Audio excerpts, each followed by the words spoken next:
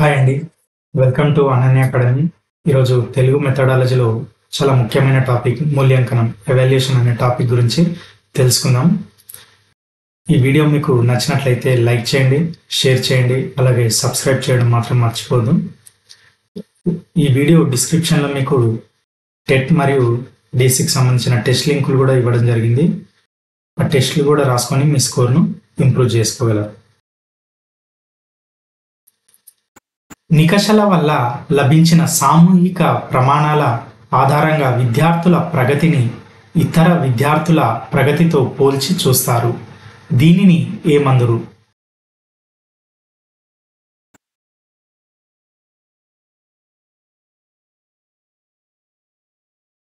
సూత్రాధారిత నికష. క్రింది వాటిలో ప్రభుత్వం ప్రవేశపెట్టిన విధానం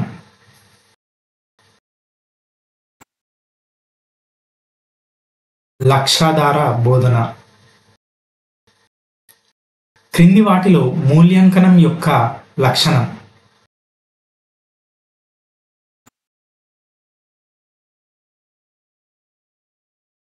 ఇవన్నీ అంటే పరిగణనం, మదింపు, పరీక్ష. ఇవన్నీ కూడా మూల్యాంకనం యొక్క లక్షణాలు. మొదటిసారి లక్ష్యాలు నెరవేరినప్పుడు వేటిని గూర్చి రెండవసారి బోధనాభ్యసన కృత్యాలు నెరవేర్చాలి?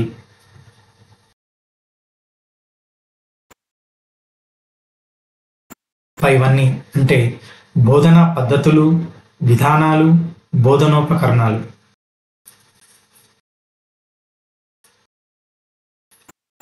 ప్రశ్నపత్ర ప్రమాణతను నిర్ణయించడానికి కనుగొనవలసినది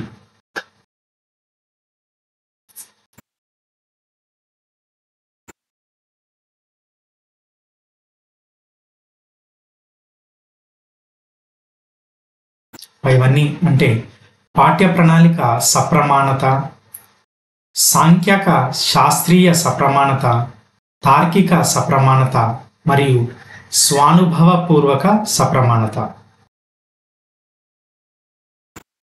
లక్ష్యాధార బోధనలో అమలులోకి వచ్చిన పరీక్ష విధానం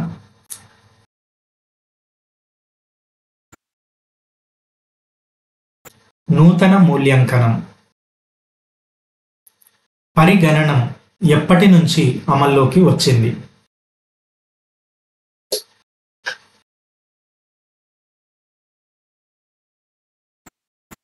కృత్యాధార బోధన అమల్లోకి వచ్చినప్పటి నుండి. విద్యార్జన నికషలు అనగా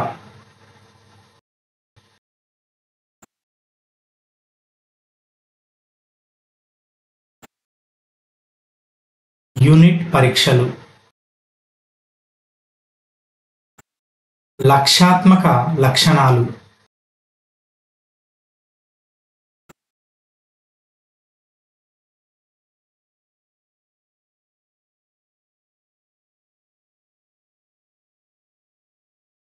ఖచ్చితమైన సార్వజనీన పద్ధతిని అనుసరించాలి. ఒక పరీక్ష దేనిని కొలవడానికి ఉద్దేశించినదో దానిని సరిగ్గా కొలవడం.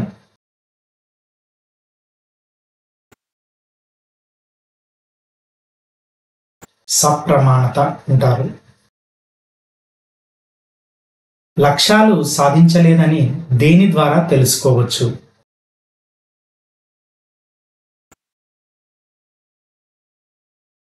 మూల్యాంకనం ద్వారా మనం అనుకున్న లక్ష్యాలను సాధించడమో లేదో తెలుసుకోవచ్చు. మూల్యాంకనంలో ఆధునిక విధానం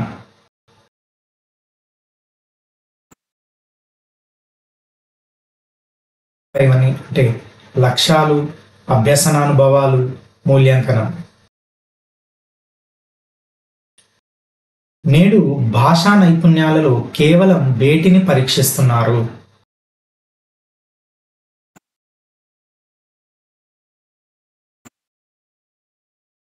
శ్రవణం. మంచి ప్రశ్న కలిగి ఉండవలసినది.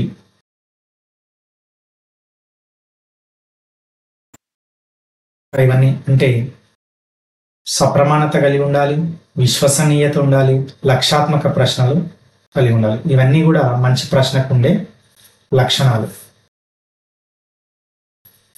టెస్ట్ అనే పదం దేని నుండి గ్రహించబడింది?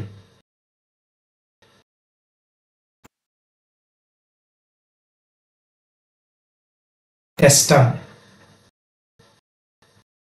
ఉపాధ్యాయుడు తాను బోధించిన అంశాలలో తన విద్యార్థుల సముపార్జనను తానే అంచనా వేయటం.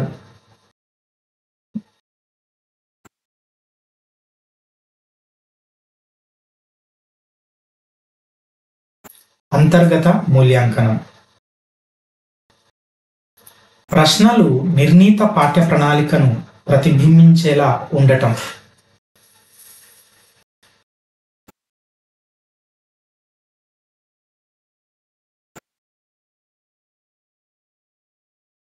పాఠ్య విషయ సప్రమాణత.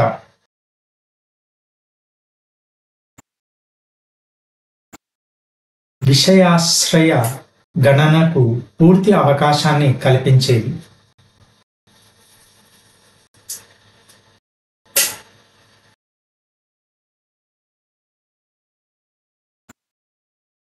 లక్ష్యాత్మక ప్రశ్నలు.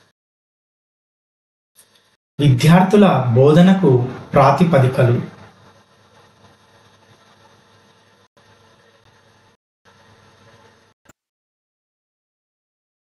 సామర్థ్యాలు.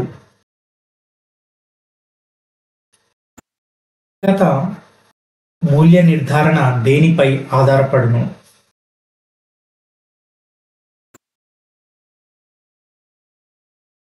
ఇవన్నీ అంటే రాత పరీక్షలు, మౌఖిక పరీక్షలు, మౌఖిక కార్యకలాపాలు. టెస్టమ్ అనే పదానికి అర్థం.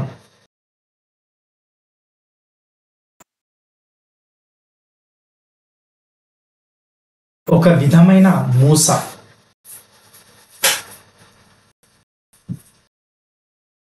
నేటి వార్షిక పరీక్ష డాష్ మూల్యాంకనం లాంటిది.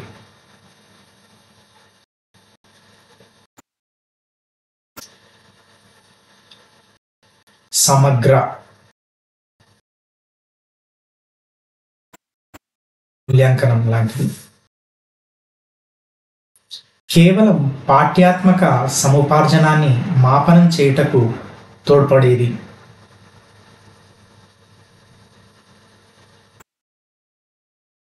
పరీక్ష. మూల్యాంకనం దీనికన్నా విస్తృతమైన భావన.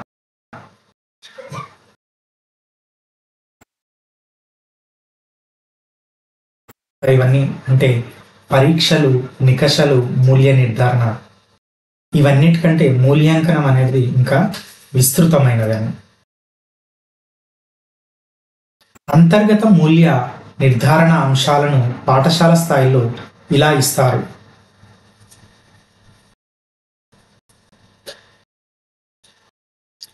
గ్రేడుల రూపంలో. క్రింది వాటిలో పూర్వకాల పరీక్షా విధానము.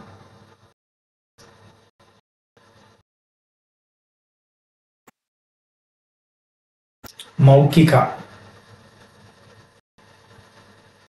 పూర్వకాలంలో ఎక్కువగా మౌఖిక పరీక్షలే ఉండేవి. థ్యాంక్స్ ఫర్ వాచింగ్ అండి. ఈ వీడియో మీకు నచ్చినట్లయితే లైక్ చేయండి, షేర్ చేయండి, అలాగే సబ్స్క్రైబ్ చేయండి.